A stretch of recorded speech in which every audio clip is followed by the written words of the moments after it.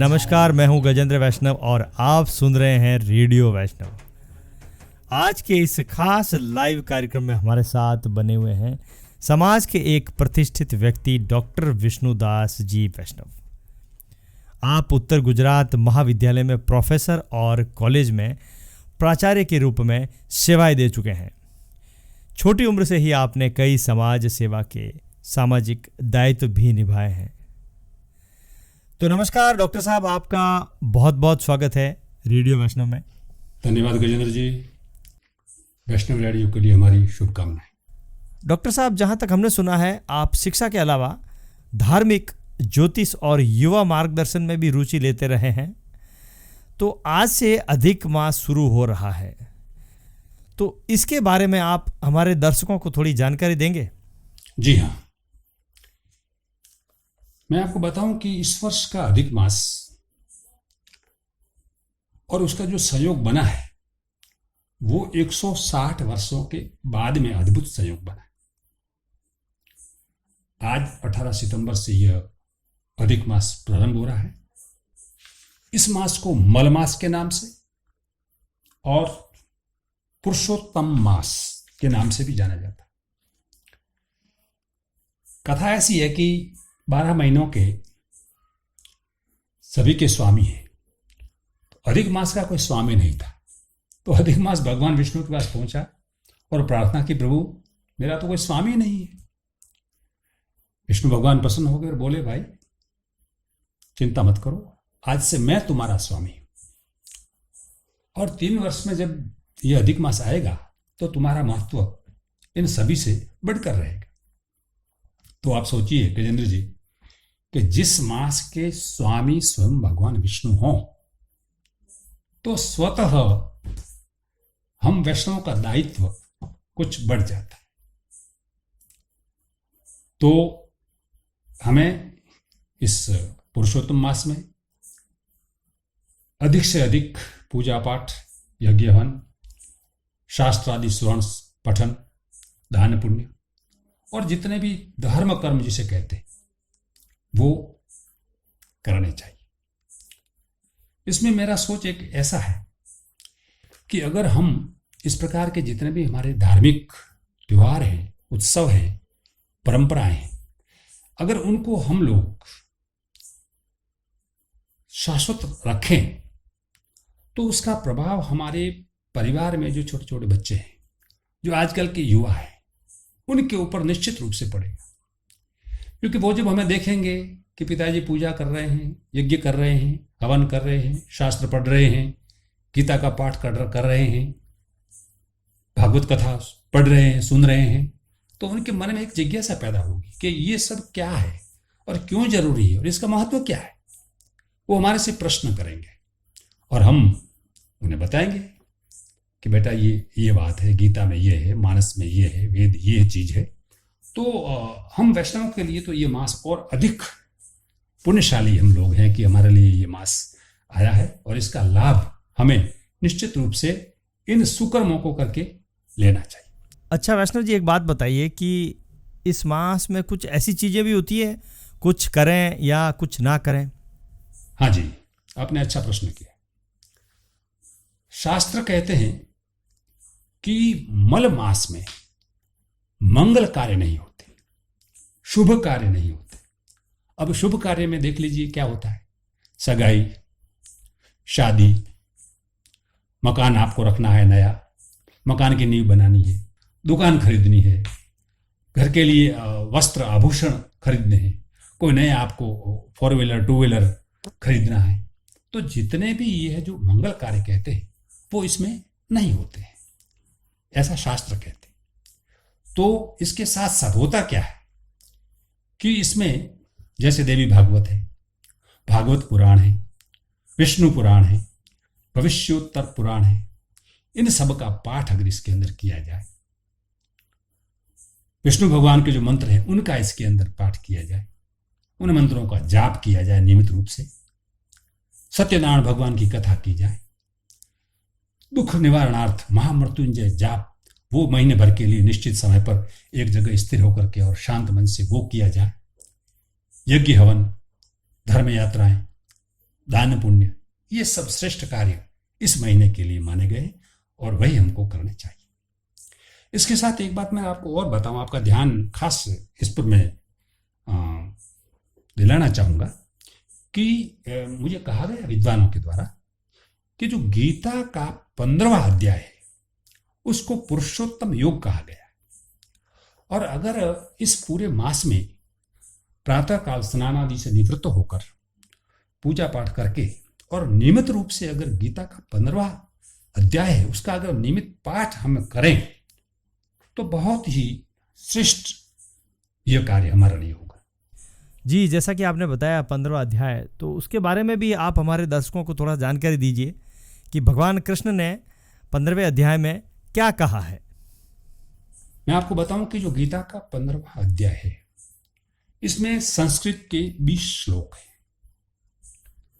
और इसका सार मैं आपको संक्षिप्त में बताऊंगा कि इस 15वें अध्याय में भगवान कृष्ण अर्जुन से संवाद के रूप में जो कहते हैं वो क्या है, सुनिए। भगवान कृष्ण ने कहा है कि संसार की जड़ें ऊपर है और उसकी शाखाएं नीचे, और ये जो प्राणी हम लोग हैं, ये हमारी योनियां हैं अनेक प्रकार की, ये सब उस संसार रूपी वृक्ष की शाखाएं, और ये शाखाएं सत्व रज और तम 3 गुणों से विकसित होकर कर्म द्वारा फल रूपी बंधन को प्राप्त होती है। व्यक्ति कर्म करता है, सुकर्म या कुकर्म, और उसके वो फल के बंधन में बंध जाता है। अब उस फल के बंधन से मुक्त कैसे होना है, और उसके लिए भगवान ने कहा है संसारी जीवों के लिए एक ही उपाय है, वैराग्य। जब आप वैराग्य की भावना आएगी तो ईश्वर में शरणागति होगी। ईश्वर में जब शरणागति होगी तो व्यक्ति कामना रहित मोह मुक्त हो जाएगा और प्रभु शरणों में उसको स्थान प्राप्त होगा। वह स्थान श्री कृष्ण कहते हैं मेरा परम धाम है और अलौकिक है। भगवान कृष्ण अर्जुन को आगे कहते हैं कि जो जितने जीवात्माएं हैं वो मेरा ही अंश है, यानी परमात्मा का ही अंश, और वे सब अंश शरीर धारण करके इंद्रियों और मन के द्वारा कर्म करते हैं, कार्य करते हैं। अब जो जीवात्मा है वो जब एक देह धारण करता है तो उसमें संस्कारों का सिंचन होता है, और उन संस्कारों सहित वह एक शरीर से दूसरे शरीर में परिवर्तित होता है, दूसरा शरीर को धारण करता है, और उस शरीर को धारण करके जो कर्म करता है वही विषय भोग है। भगवान कहते हैं इन सब बातों को समझने वाले ज्ञानी जन होते हैं, मूर्ख इनको समझ नहीं सकते, और इसके लिए व्यक्ति को योगाभ्यासी होना बहुत जरूरी है। योगाभ्यासी व्यक्ति ही आत्मदर्शन कर सकते हैं। संपूर्ण ब्रह्मांड के अंदर जो ये प्रकाश है, भगवान कहते हैं ये प्रकाश, कहते हैं मेरा ही रूप है, मैं ही प्रकाश हूं, और समस्त जगत के प्राणियों को मैं ही धारण करता हूं। आगे वे कहते हैं इस अध्याय में कि ईश्वर जो है वो ही प्राणवायु है, और जो हम भोजन करते हैं उसका जो पाचन होता है वो करने वाले भी परमात्मा ही है। वैष्णव जी, भगवान कृष्ण ने वेद के बारे में क्या कहा है वो भी जरा बताइए। हाँ, इसी अध्याय में भगवान कहते हैं कि वेद ईश्वर कृत है, ईश्वर रचित है, और ईश्वर से ही उत्पन्न हुए, और अगर ईश्वर को जानना है तो वेदों के द्वारा ही ईश्वर को जाना जाता है। एक बार और भगवान ने बहुत सुंदर इसमें कही कि वेद को केवल भगवान ही जान सकते हैं, यानी ईश्वर ही वेदज्ञ है। तो क्या हम नहीं जान सकते? हाँ, हम जानने का प्रयत्न करते हैं।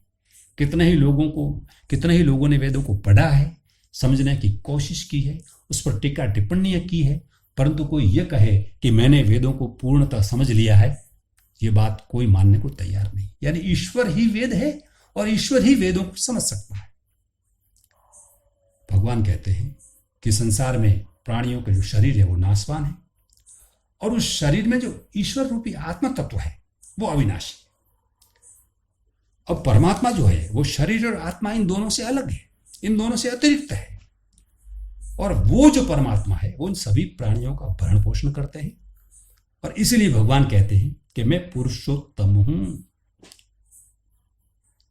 मुझे भगवान जानने वाला मनुष्य ही, यानी ईश्वर को जानने वाला मनुष्य ही मेरी भक्ति कर सकता है और वही मुझे प्रिय है।